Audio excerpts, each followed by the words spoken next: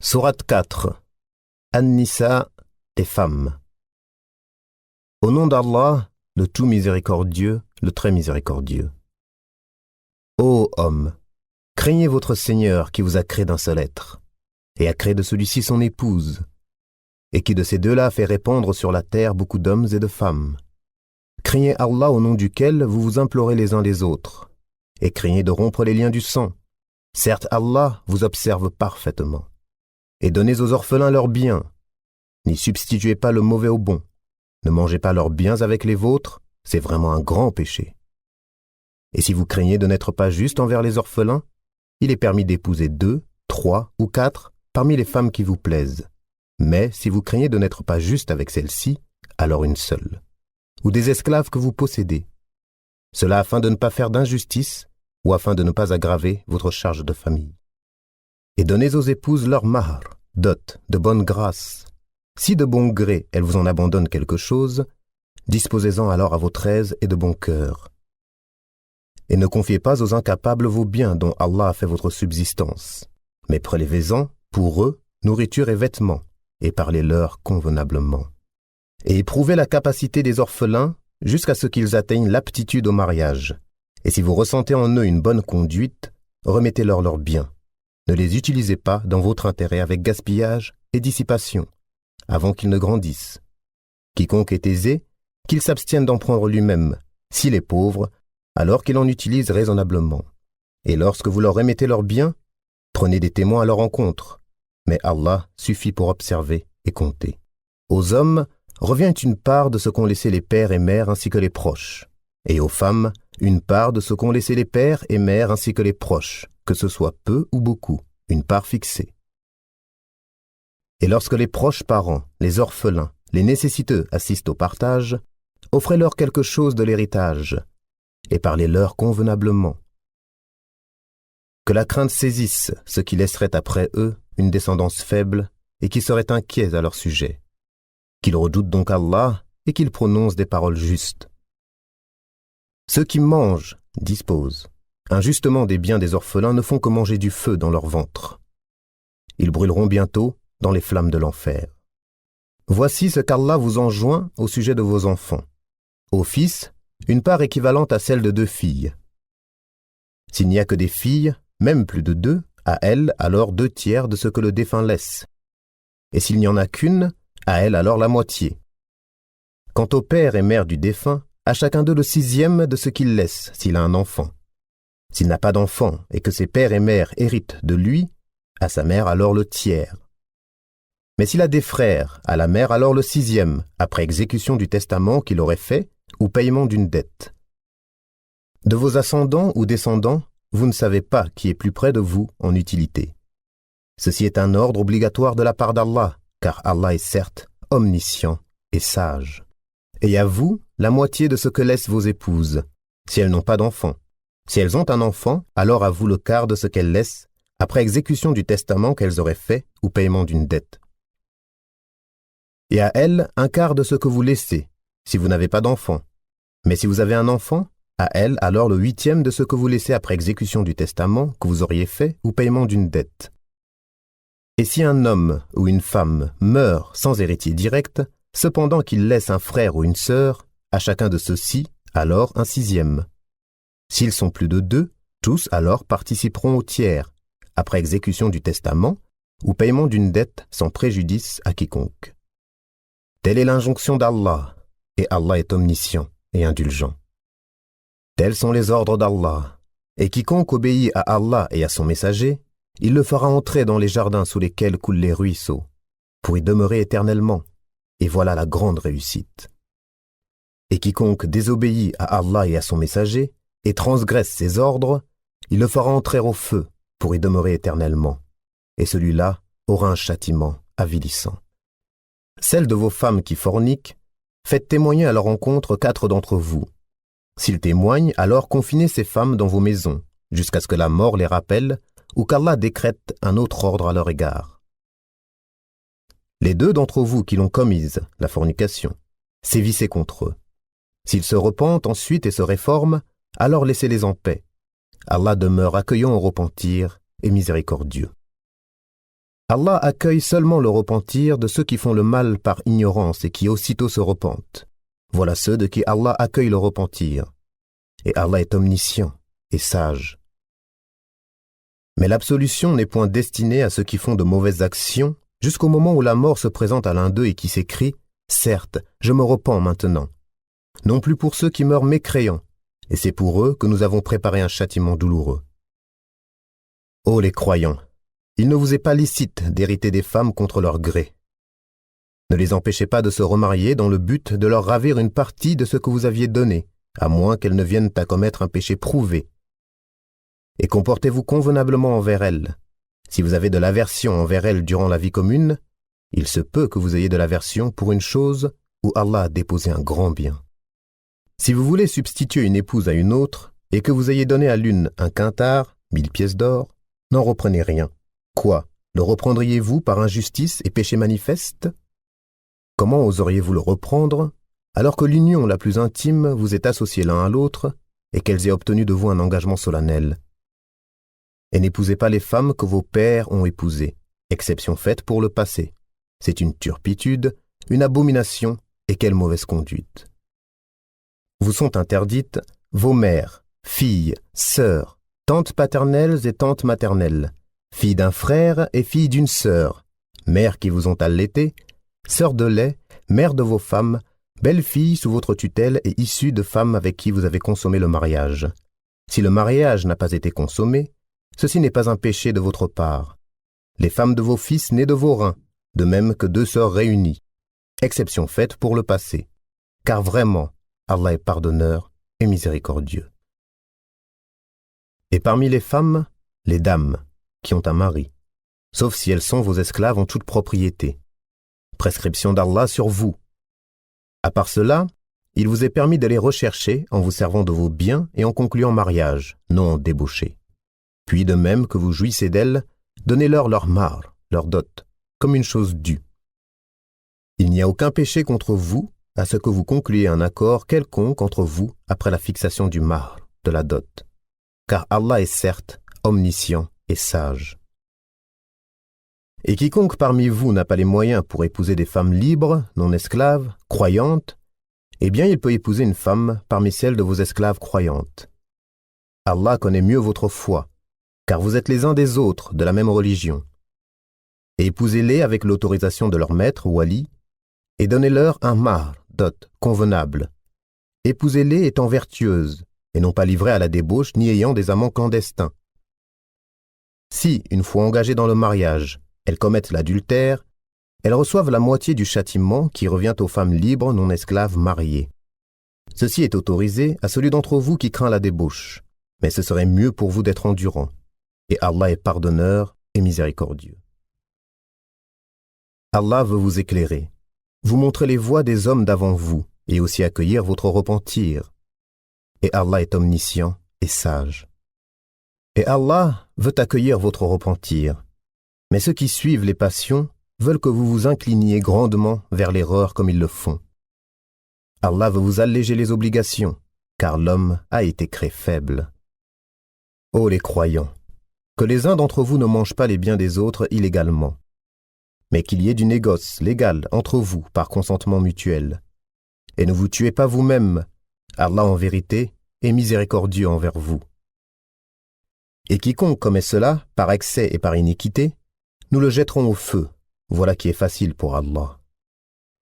Si vous évitez les grands péchés qui vous sont interdits, nous effacerons vos méfaits de votre compte, et nous vous ferons entrer dans un endroit honorable, le paradis.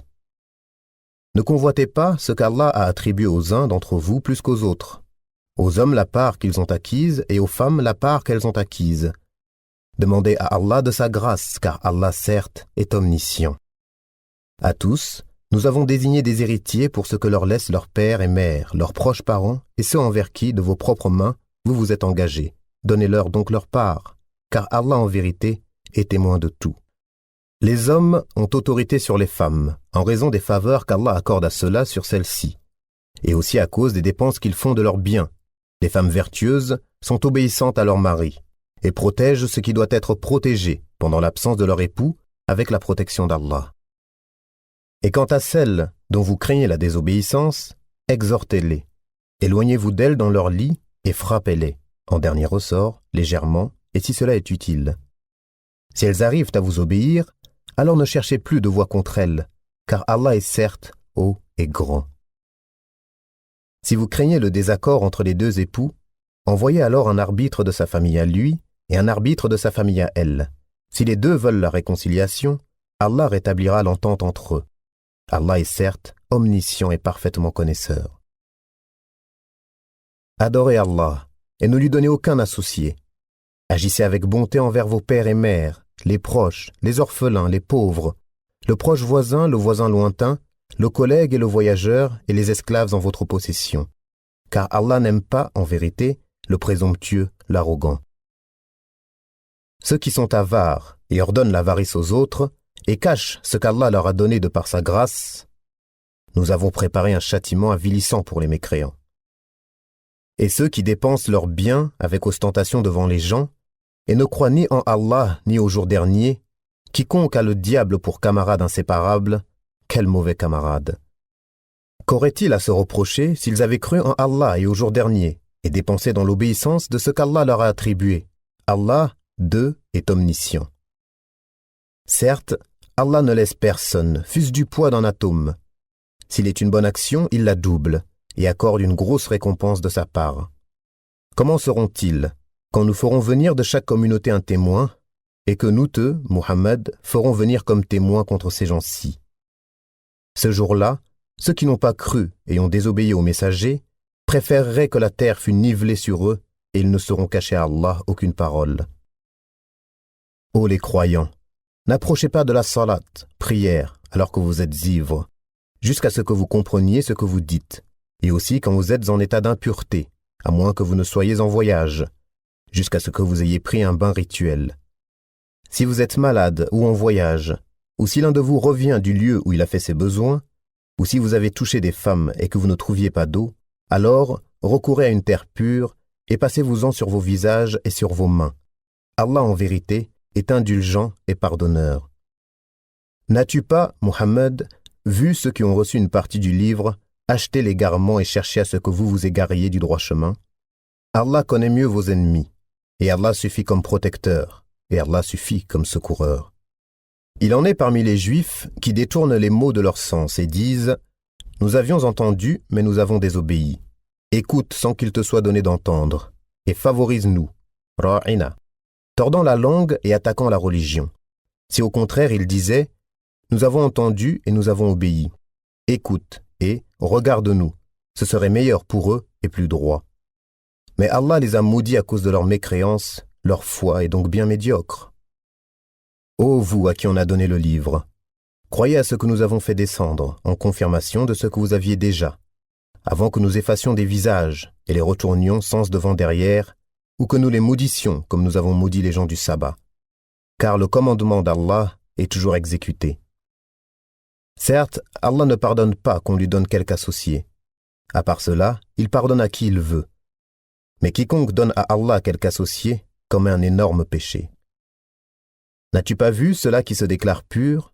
Mais c'est Allah qui purifie qui il veut, et ils ne seront point lésés, fût-ce d'un brin de noyau de datte. Regarde comme ils inventent le mensonge à l'encontre d'Allah, et ça, c'est assez comme péché manifeste.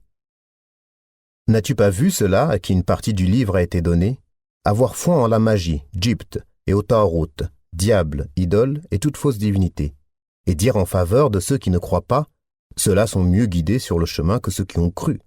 Voilà ce qu'Allah a maudit. Et quiconque Allah maudit, jamais tu ne trouveras pour lui de secoureur. Possède-t-il une partie du pouvoir? Il ne donnerait donc rien aux gens, fût-ce le creux d'un noyau de datte. Envie-t-il aux gens ce qu'Allah leur a donné de par sa grâce?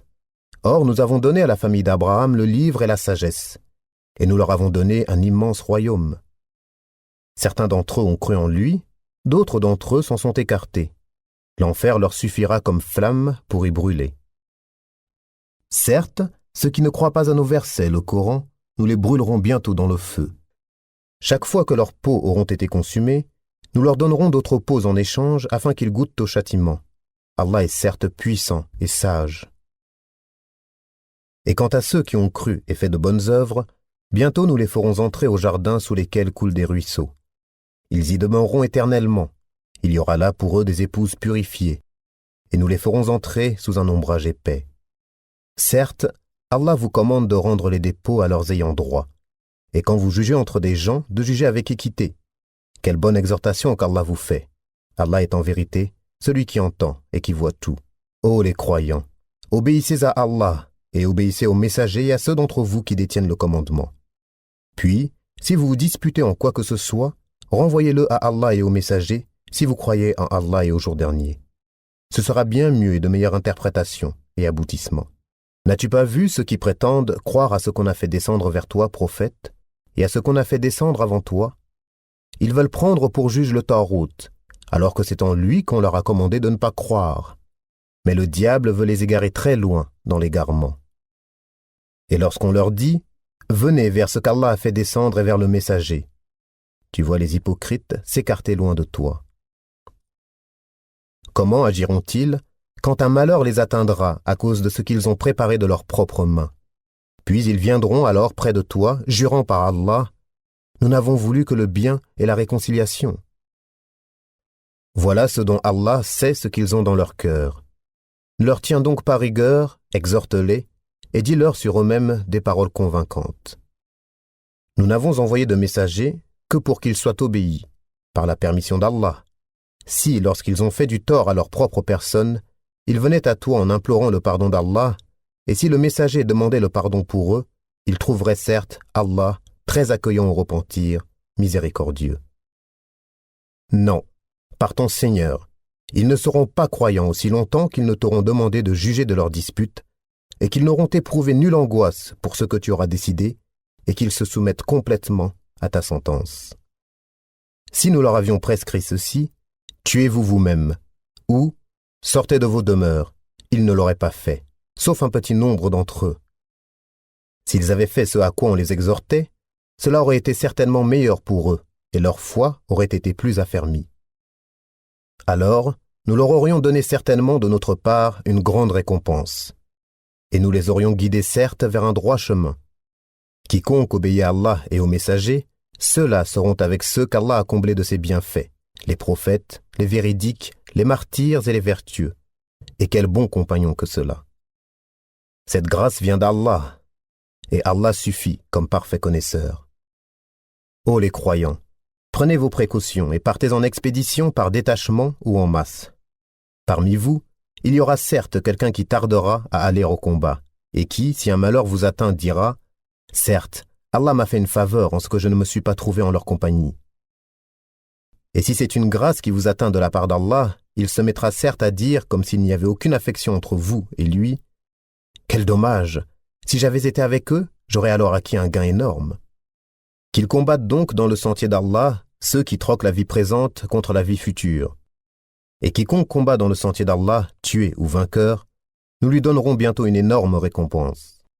Et qu'avez-vous à ne pas combattre dans le sentier d'Allah et pour la cause des faibles, hommes, femmes et enfants qui disent « Seigneur, fais-nous sortir de cette cité dont les gens sont injustes, et assigne-nous de ta part un allié, et assigne-nous de ta part un secoureur. » Les croyants combattent dans le sentier d'Allah, et ceux qui ne croient pas combattent dans le sentier du Tarout.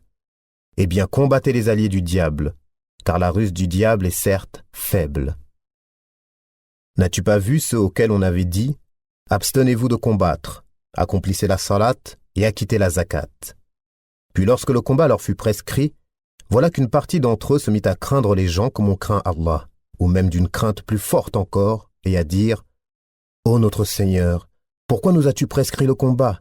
Pourquoi n'as-tu pas reporté cela un peu plus tard ?» Dis, la jouissance d'ici-bas est éphémère, mais la vie future est meilleure pour quiconque est pieux, et on ne vous lésera pas, fût-ce d'un brin de noyau de datte. Où que vous soyez, la mort vous atteindra, fussiez-vous dans des tours imprenables. Qu'un bien les atteigne, ils disent « c'est de la part d'Allah ». Qu'un mal les atteigne, ils disent « c'est dû à toi, Muhammad ». Dis, tout est d'Allah. Mais qu'ont-ils ces gens à ne comprendre presque aucune parole? Tout bien qui t'atteint vient d'Allah, et tout mal qui t'atteint vient de toi-même. Et nous t'avons envoyé aux gens comme messagers, et Allah suffit comme témoin. Quiconque obéit au messager obéit certainement à Allah, et quiconque tourne le dos, nous ne t'avons pas envoyé à eux comme gardien. Ils disent « obéissance », puis, sitôt sortis de chez toi, une partie d'entre eux délibère au cours de la nuit de toute autre chose que ce qu'elle t'a dit. Cependant, Allah enregistre ce qu'ils font la nuit. Pardonne-leur donc et place ta confiance en Allah, et Allah suffit comme protecteur. Ne méditent-ils donc pas sur le Coran ? S'ils provenaient d'un autre qu'Allah, ils y trouveraient certes maintes contradictions. Quand leur parvient une nouvelle rassurante ou alarmante, ils la diffusent. S'ils la rapportaient aux messagers et aux détenteurs du commandement parmi eux, ceux d'entre eux qui cherchent à être éclairés auraient appris la vérité de la bouche du prophète et des détenteurs du commandement. Et n'eût été la grâce d'Allah sur vous et sa miséricorde, vous auriez suivi le diable, à part quelques-uns. Combat donc dans le sentier d'Allah. Tu n'es responsable que de toi-même, et incite les croyants au combat. Allah arrêtera certes la violence des mécréants. Allah est plus redoutable en force et plus sévère en punition. Quiconque intercède d'une bonne intercession en aura une part, et quiconque intercède d'une mauvaise intercession en portera une part de responsabilité. Et Allah est puissant sur toute chose. Si on vous fait une salutation, saluez d'une façon meilleure, ou bien rendez-la simplement. Certes, Allah tient compte de tout. Allah, pas de divinité à part lui.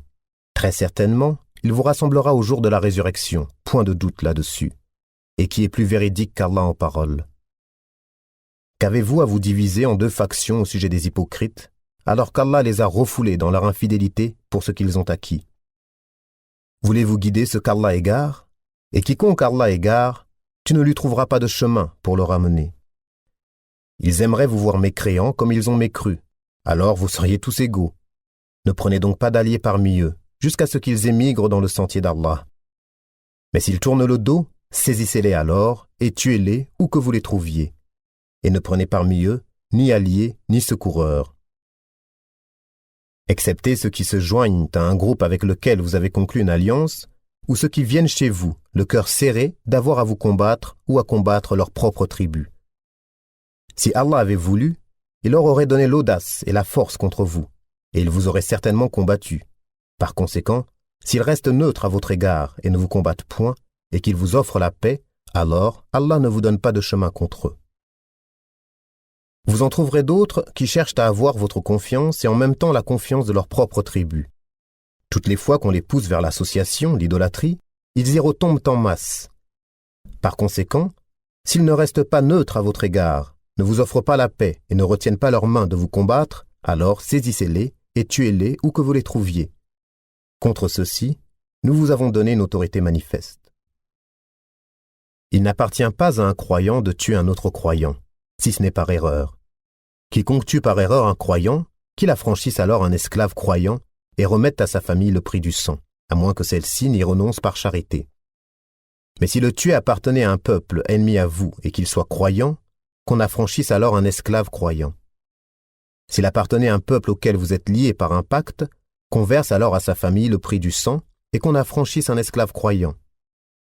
Celui qui n'en trouve pas les moyens, qu'il jeûne 2 mois d'affilée pour être pardonné par Allah. Allah est omniscient et sage. Quiconque tue intentionnellement un croyant, sa rétribution alors sera l'enfer, pour y demeurer éternellement. Allah l'a frappé de sa colère, l'a maudit et lui a préparé un énorme châtiment. Ô les croyants, lorsque vous sortez pour lutter dans le sentier d'Allah, voyez bien clair, ne vous hâtez pas. Et ne dites pas à quiconque vous adresse le salut de l'islam, « Tu n'es pas croyant, convoitant les biens de la vie d'ici-bas. » Or c'est auprès d'Allah qu'il y a beaucoup de butin. C'est ainsi que vous étiez auparavant, puis Allah vous a accordé sa grâce. Voyez donc bien clair. Allah est certes parfaitement connaisseur de ce que vous faites. Ne sont pas égaux ceux des croyants qui restent chez eux, sauf ceux qui ont quelque infirmité, et ceux qui luttent corps et biens dans le sentier d'Allah. Allah donne à ceux qui luttent corps et biens un grade d'excellence sur ceux qui restent chez eux. Et à chacun, Allah a promis la meilleure récompense. Et Allah a mis les combattants au-dessus des non-combattants en leur accordant une rétribution immense. Des grades de supériorité de sa part, ainsi qu'un pardon et une miséricorde. Allah est pardonneur et miséricordieux. Ceux qui ont fait du tort à eux-mêmes, les anges enlèveront leurs âmes en disant « Où en étiez-vous » à propos de votre religion. « Nous étions impuissants sur terre, dirent-ils. Alors les anges diront « La terre d'Allah n'était-elle pas assez vaste pour vous permettre d'émigrer ?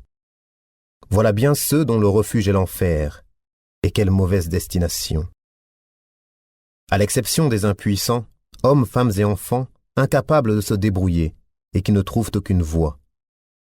À cela, il se peut qu'Allah donne le pardon. Allah est clément et pardonneur. Et quiconque émigre dans le sentier d'Allah trouvera sur terre maints refuges et abondance. Et quiconque sort de sa maison, émigrant vers Allah et son messager, et que la mort atteint, sa récompense incombe à Allah. Et Allah est pardonneur et miséricordieux. Et quand vous parcourez la terre, ce n'est pas un péché pour vous de raccourcir la salat, si vous craignez que les mécréants ne vous mettent à l'épreuve, car les mécréants demeurent pour vous un ennemi déclaré. Et lorsque tu, Muhammad, te trouves parmi eux et que tu les diriges dans la salat, qu'un groupe d'entre eux se mette debout en ta compagnie, en gardant leurs armes. Puis, lorsqu'ils ont terminé la prosternation, qu'ils passent derrière vous et que vienne l'autre groupe, ceux qui n'ont pas encore célébré la salat. À ceux-ci alors d'accomplir la salat avec toi, prenant leurs précautions et leurs armes. Les mécréants aimeraient vous voir négliger vos armes et vos bagages, afin de tomber sur vous en une seule masse. Vous ne commettez aucun péché si, incommodé par la pluie ou malade, vous déposez vos armes. Cependant, prenez garde. Certes, Allah a préparé pour les mécréants un châtiment avilissant. Quand vous avez accompli la salat, invoquez le nom d'Allah, debout, assis ou couché sur vos côtés. Puis, lorsque vous êtes en sécurité, accomplissez la salat normalement, car la salat demeure pour les croyants une prescription à des temps déterminés. Ne faiblissez pas dans la poursuite du peuple ennemi. Si vous souffrez, lui aussi souffre comme vous souffrez, tandis que vous espérez d'Allah ce qu'il n'espère pas. Allah est omniscient et sage. Nous avons fait descendre vers toi le livre avec la vérité, pour que tu juges entre les gens selon ce qu'Allah t'a appris, et ne te fais pas l'avocat des traîtres. Et implore d'Allah le pardon, car Allah est certes pardonneur et miséricordieux. Et ne dispute pas en faveur de ceux qui se trahissent eux-mêmes. Allah vraiment n'aime pas le traître et le pécheur. Ils cherchent à se cacher des gens, mais ils ne cherchent pas à se cacher d'Allah. Or, il est avec eux quand ils tiennent la nuit des paroles qu'il, Allah, n'agrée pas. Et Allah ne cesse de cerner par sa science ce qu'ils font. Voilà les gens que vous défendez dans la vie présente. Mais qui va les défendre devant Allah au jour de la résurrection? Ou bien qui sera leur protecteur?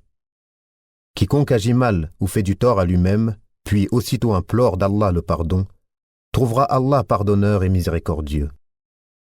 Quiconque acquiert un péché ne l'acquiert que contre lui-même, et Allah est omniscient et sage.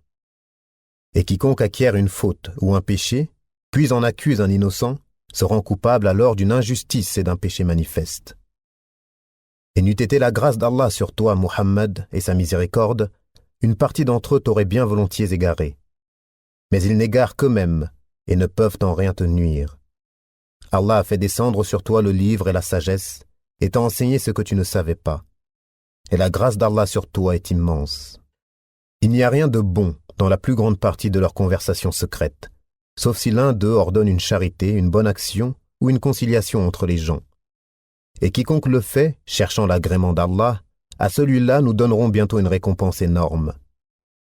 Et quiconque fait scission d'avec le messager, Muhammad, après que le droit chemin lui est apparu et suit un sentier autre que celui des croyants, alors nous le laisserons comme il s'est détourné et le brûlerons dans l'enfer, et quelle mauvaise destination.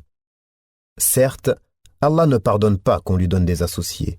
À part cela, il pardonne à qui il veut. Quiconque donne des associés à Allah s'égare très loin dans l'égarement. Ce ne sont que des femelles qu'ils invoquent en dehors de lui, et ce n'est qu'un diable rebelle qu'ils invoquent. Allah l'a maudit, le diable, et celui-ci a dit « Certainement, je saisirai parmi tes serviteurs une partie déterminée.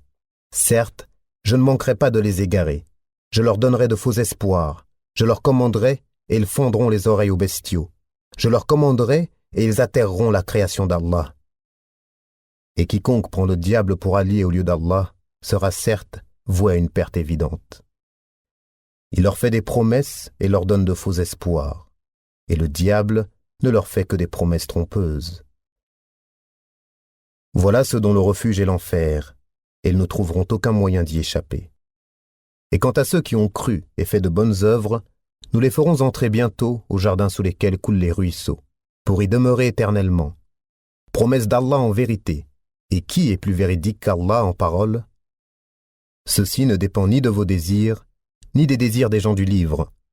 Quiconque fait un mal sera rétribué pour cela, et ne trouvera en sa faveur, hors d'Allah, ni allié, ni secoureur. Et quiconque, homme ou femme, fait de bonnes œuvres, tout en étant croyant, les voilà, ceux qui entreront au paradis, et on ne leur fera aucune injustice, fût-ce d'un creux de noyau de date. Qui est meilleur en religion que celui qui soumet à Allah son être, tout en se conformant à la loi révélée et suivant la religion d'Abraham, homme de droiture? Et Allah avait pris Abraham pour ami privilégié. C'est à Allah qu'appartient tout ce qui est dans les cieux et sur la terre, et Allah embrasse toutes choses de sa science et de sa puissance. Et il te consulte à propos de ce qui a été décrété au sujet des femmes.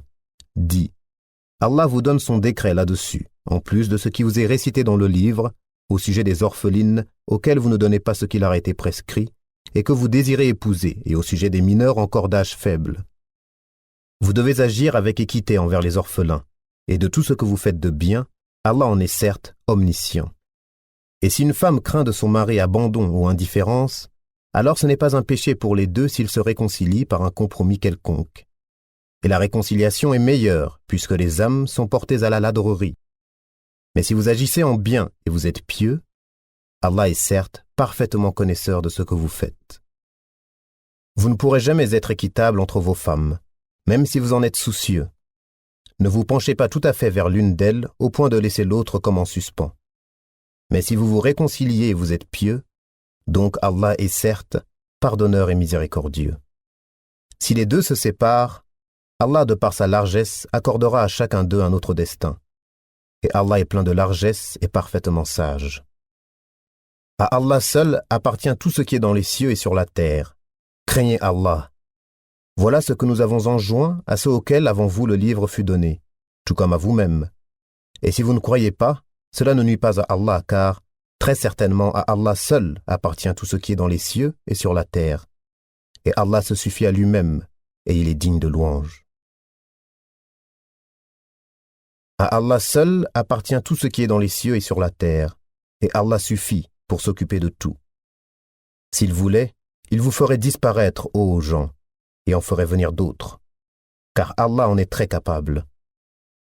Quiconque désire la récompense d'ici-bas, c'est auprès d'Allah qu'est la récompense d'ici-bas, tout comme celle de l'au-delà. Et Allah entend et observe tout. Ô les croyants, observez strictement la justice et soyez des témoins véridiques, comme Allah l'ordonne, fût-ce contre vous-même, contre vos pères et mères ou proches parents. Qu'il s'agisse d'un riche ou d'un besogneux, Allah a priorité sur eux deux, et il est plus connaisseur de leur intérêt que vous. Ne suivez donc pas les passions, afin de ne pas dévier de la justice. Si vous portez un faux témoignage, ou si vous le refusez, sachez qu'Allah est parfaitement connaisseur de ce que vous faites. Ô les croyants, soyez fermes en votre foi en Allah, en son messager, au livre qu'il a fait descendre sur son messager, et au livre qu'il a fait descendre avant. Quiconque ne croit pas en Allah, en ses anges, en ses livres, en ses messagers et au jour dernier, s'égare loin dans l'égarement. Ceux qui ont cru, puis sont devenus mécréants, puis ont cru de nouveau, ensuite sont redevenus mécréants, et n'ont fait que croître en mécréance, Allah ne leur pardonnera pas, ni les guidera vers un chemin droit. Annonce aux hypocrites qu'il y a pour eux un châtiment douloureux. Ceux qui prennent pour alliés des mécréants au lieu des croyants, est-ce la puissance qu'ils recherchent auprès d'eux? En vérité, la puissance appartient entièrement à Allah. Dans le livre, il vous a déjà révélé ceci. Lorsque vous entendez qu'on renie les versets, le Coran, d'Allah, et qu'on s'en raille, ne vous asseyez point avec ceux-là jusqu'à ce qu'ils entreprennent une autre conversation. Sinon, vous serez comme eux. Allah rassemblera certes les hypocrites et les mécréants tous dans l'enfer. Ceux qui restent dans l'expectative à votre égard, si une victoire vous vient de la part d'Allah, ils disent « N'étions-nous pas avec vous ?» Et s'il en revient un avantage aux mécréants, ils leur disent Est-ce que nous n'avons pas mis la main sur vous pour vous soustraire aux croyants? Eh bien, Allah jugera entre vous au jour de la résurrection, et jamais Allah ne donnera une voix aux mécréants contre les croyants. Les hypocrites cherchent à tromper Allah, et c'est lui qui les trompe. Et lorsqu'ils se lèvent pour la salat, ils se lèvent avec paresse et par ostentation envers les gens. À peine invoquent-ils Allah. Ils sont indécis entre les croyants et les mécréants, n'appartenant ni aux uns ni aux autres. Or quiconque Allah égare, jamais tu ne trouveras de chemin pour lui. Ô les croyants, ne prenez pas pour alliés les mécréants au lieu des croyants. Voudriez-vous donner à Allah une preuve évidente contre vous? Les hypocrites seront certes au plus bas fond du feu, et tu ne leur trouveras jamais de secoureurs. Sauf ceux qui se repentent, s'amendent, s'attachent fermement à Allah et lui vouent une foi exclusive. Ceux-là seront avec les croyants, et Allah donnera aux croyants une énorme récompense. Pourquoi Allah vous infligerait-il un châtiment si vous êtes reconnaissant et croyant? Allah est reconnaissant et omniscient. Allah n'aime pas qu'on profère de mauvaises paroles, sauf quand on a été injustement provoqué, et Allah est audient et omniscient. Que vous fassiez du bien, ouvertement ou en cachette, ou bien que vous pardonniez un mal, alors Allah est pardonneur et omnipotent. Ceux qui ne croient pas en Allah et en ses messagers, et qui veulent faire distinction entre Allah et ses messagers et qui disent « Nous croyons en certains d'entre eux, mais ne croyons pas en d'autres », et qui veulent prendre un chemin intermédiaire entre la foi et la mécréance, les voilà les vrais mécréants. Et nous avons préparé pour les mécréants un châtiment avilissant.